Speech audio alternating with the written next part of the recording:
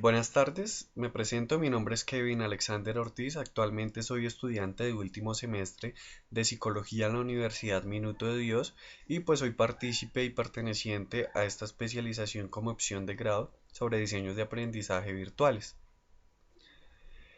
En primera medida vamos a tocar algunos temas sobre aspectos básicos de la educación virtual, es por esto que cabe resaltar o cabe hacer una aclaración sobre varios conceptos para tener un mejor entendimiento en la presentación. El primero es realidad virtual. ¿Cómo se entiende la realidad virtual? Como una simulación de datos sensoriales que se expresan a un individuo y que son creados por un computador, los cuales van a simular una experiencia real. En segunda instancia tenemos la palabra virtual. Virtual significa impulso inicial, fuerza, energía y viene del latín virtus. Virtual hace referencia a poder crear imágenes o simular imágenes o ambientes que puedan dar lugar a una nueva realidad.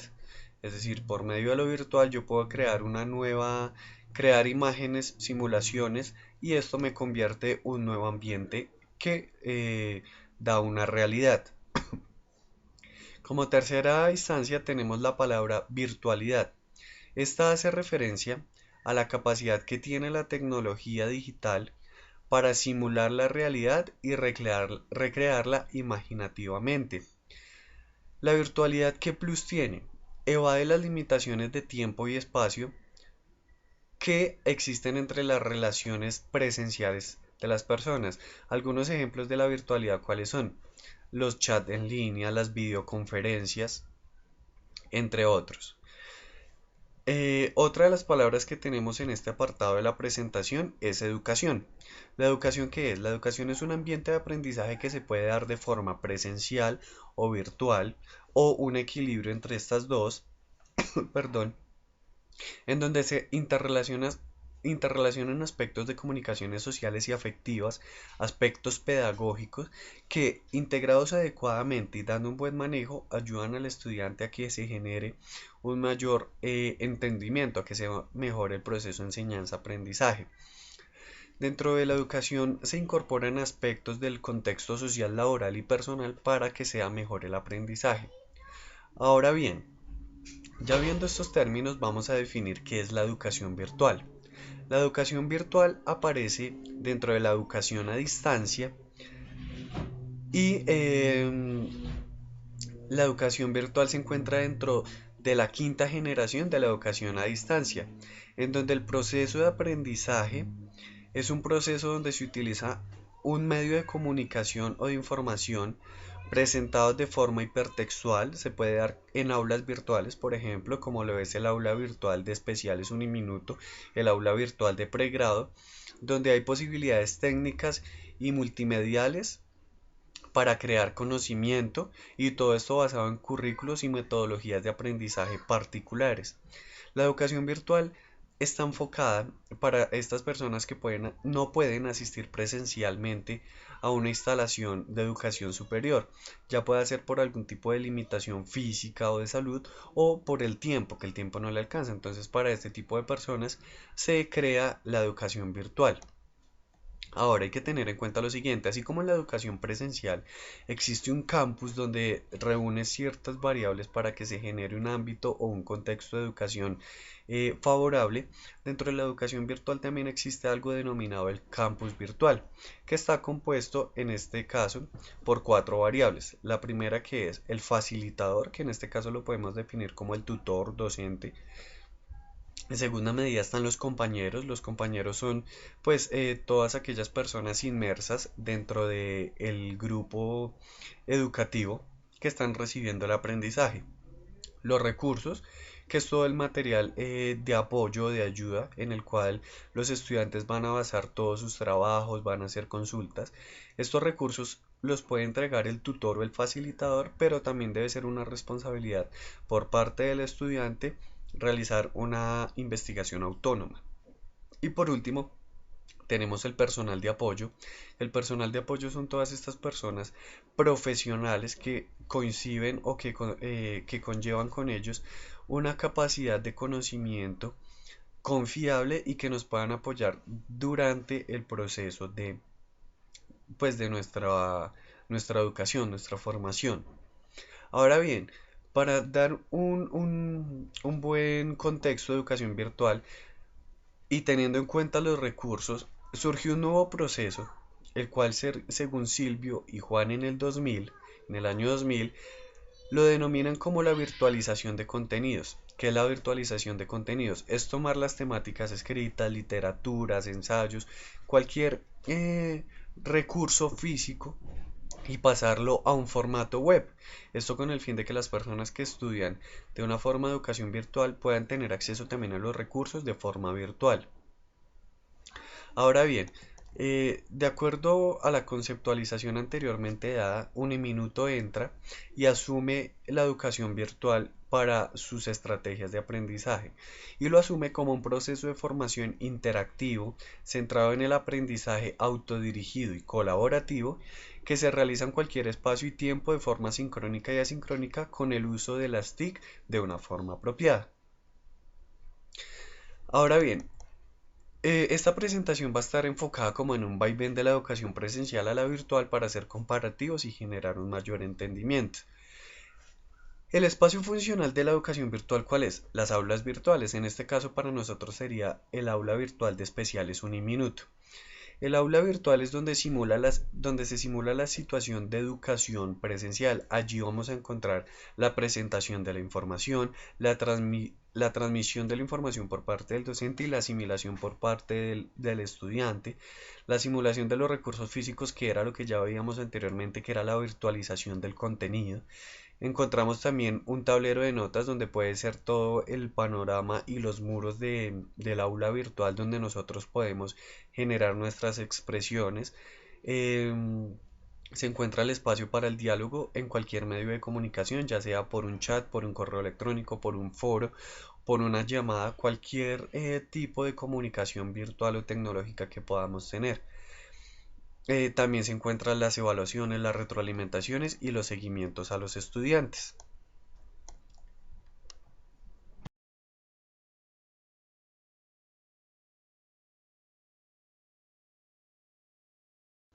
Ahora bien, vamos a entrar a revisar las características y componentes de la educación virtual. Eh, la creación de un ambiente de aprendizaje virtual debe tener en cuenta ciertas variables para que se dé de una forma correcta. La primera variable es la presentación de la interfaz, es decir, que por parte, digamos que en este caso de la universidad, se debe generar una presentación de la interfaz para que el estudiante conozca el manejo, dónde se puede apoyar, a dónde puede recurrir dentro del aula virtual. La dimensión pedagógica, que más adelante vamos a profundizar en ella, pero es un poco todo el tema de estrategias de aprendizaje y el currículo que va a guiar el tema, pues digamos, correspondiente a cada curso de educación virtual. La interacción que se genera entre todos los actores de la educación virtual, más adelante vamos a ver cuáles son tales actores. El aprendizaje colaborativo, más adelante también lo vamos a ver. Y pues toda la delimitación de recursos técnicos y sus características a utilizar. Lo anterior se debe realizar, pero no dejando de lado una característica importante de la educación en general, como lo es la humanización de la educación. Debemos tener en cuenta que todos los estudiantes aprendemos de una forma diferente y debemos tener en cuenta las individualidades y las características específicas de aprendizaje de cada estudiante. Digamos que todo el currículum, que todo el método de aprendizaje responda a las necesidades y a las expectativas que el estudiante tiene. Ahora bien, la educación virtual tiene cuatro componentes. Estos cuatro componentes se llegan en un consenso de tres universidades. A nivel personal creo que se está implementando también en la Uniminuto, digamos, en la experiencia que se ha tenido en las plataformas virtuales de pregrado y en la que estamos iniciando ahora en las plataformas especiales de Uniminuto. Estos cuatro componentes, ¿cuáles son? El componente pedagógico, el componente de comunicación, el componente tecnológico y el componente administrativo y financiero. El componente pedagógico, ¿de qué trata? Como lo mencionaba anteriormente, es toda la creación y puesta en marcha del currículo. El currículo es esta guía que nos va a llevar pedagógicamente sobre el proceso de aprendizaje en el cual vamos a demarcar los niveles de contenidos para cada módulo del curso, las competencias a desarrollar que debe tener tanto como el actor docente como el actor estudiante, las metodologías que se van a implementar ya sea de evaluación, de seguimiento o de aprendizaje, las estrategias de aprendizaje y toda cualquier variable que esté presente dentro de una educación virtual. Eh, En segunda medida encontramos el componente de comunicación. Este es un componente muy importante por varios motivos. El primero, porque como es una educación virtual y no tenemos de forma presencial a nuestros compañeros o actores docentes, debemos estar comunicándonos constantemente por los medios que nos brinda la universidad, los que mencionaba anteriormente, sala de chat de la plataforma, cualquier sala de red social que podamos acudir y la que estemos utilizando de forma uniforme, valga la redundancia, pero esta comunicación se debe generar dentro de ciertas categorías de respeto, de sana convivencia, para no dañar la relación dentro del curso. Dentro del componente de comunicación también está la divulgación y la comunicación de toda la información pertinente y necesaria para el proceso enseñanza-aprendizaje en la educación virtual. En tercera medida tenemos el componente tecnológico. Digamos que estos dos últimos componentes ya son de un manejo más interno y manejo exclusivo de la universidad.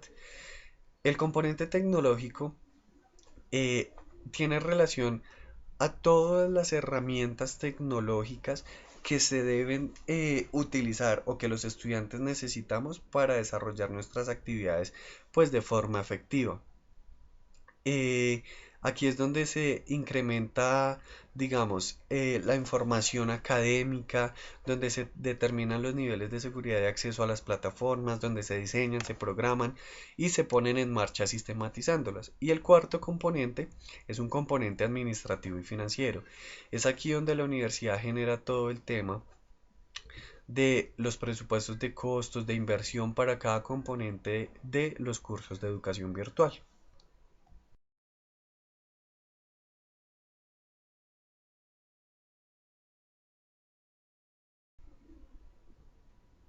Ok, para dar continuidad a nuestra presentación, ahora vamos a revisar algunas consideraciones un poco cortas de cómo se encuentra la educación virtual en Colombia.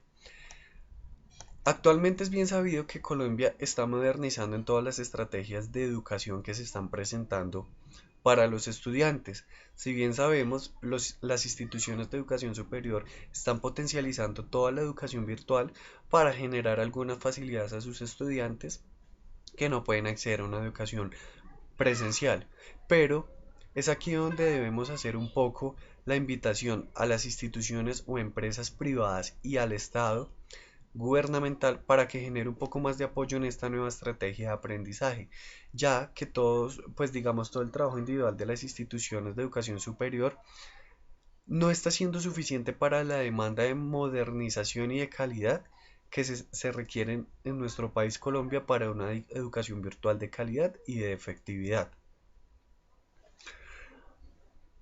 ¿Por qué se solicita un poco apoyo de las entidades gubernamentales y empresas privadas? Porque si bien es sabido, listo, las instituciones de educación superior van a generar ciertas estrategias, pero puede que por la demanda que se esté presentando no se generen con la misma calidad con la cual se pretende y se debe entregar este tipo de educación a los estudiantes. Ahora, otro tema que influye mucho es la Internet y es, digamos que la herramienta que moviliza la educación virtual y es, sí, el Internet está logrando despertar ciertas facilidades en las áreas de funcionamiento de los seres humanos, como lo es la social, la laboral, la educacional, pero es una herramienta que es muy abierta a cometer errores. Es por esto que dentro de la educación virtual se plantean los currículos o estrategias pedagógicas para que guíen todo el proceso de enseñanza-aprendizaje. Porque si no se genera una educación virtual con un currículo, lo único que estaríamos haciendo es por medio de una plataforma entregar una información a una persona que esté detrás de la otra pantalla, que ella la lea y listo. El currículo se encarga de dar un orden y una organización al plan de estudio y de implementación de la educación virtual.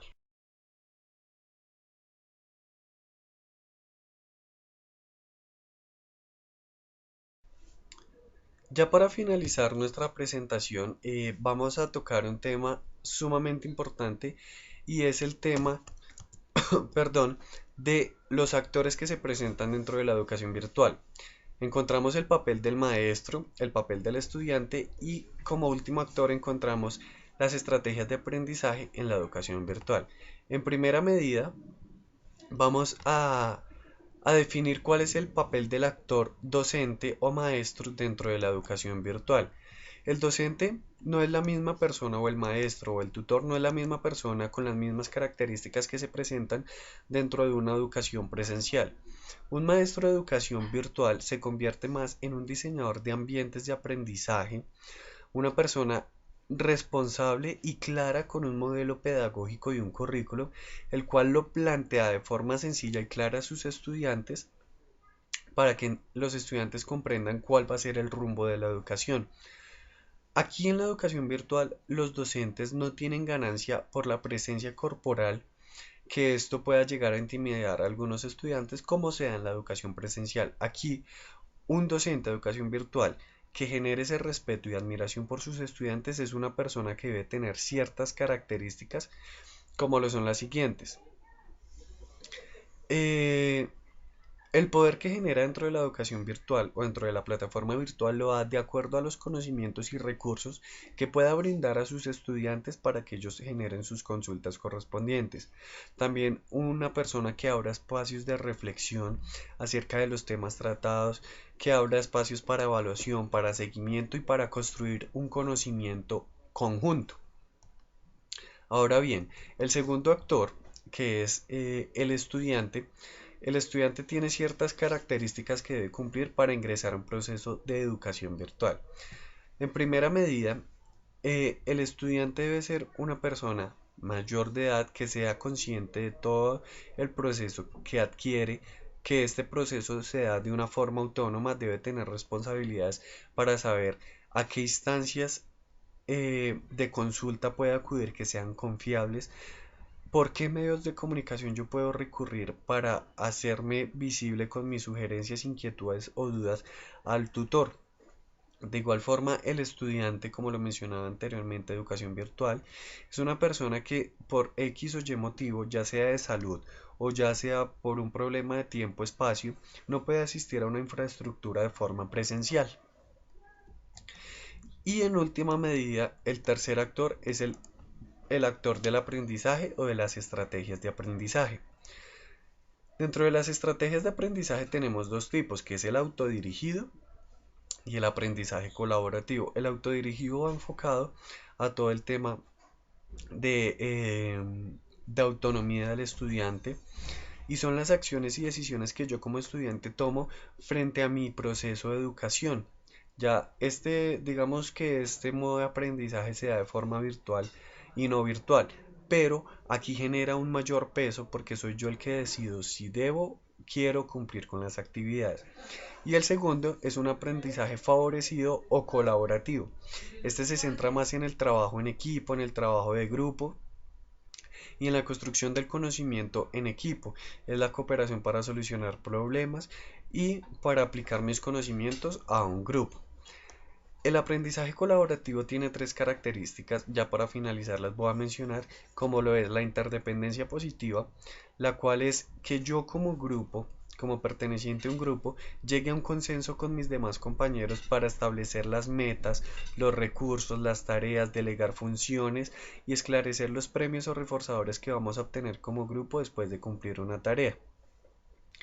Los miembros de un grupo deben tener ciertas características adicionales como lo es que son muy difíciles en muchas ocasiones que se presenten en una educación presencial y en una educación virtual va a ser un poco más, pero pues debemos ser un poco más abiertos a que se puedan dar como lo es la confianza en mi compañero, la comprensión y el trabajo en equipo de todos. Ahora bien, la segunda característica es la contribución individual y esta refiere a todo mi conocimiento que yo como individuo tengo en mi crecimiento personal y profesional y que yo le puedo aportar al grupo para de esta forma sistematizar los datos de una forma grupal enfocados hacia una misma meta. Y por último tenemos las habilidades personales y de grupo.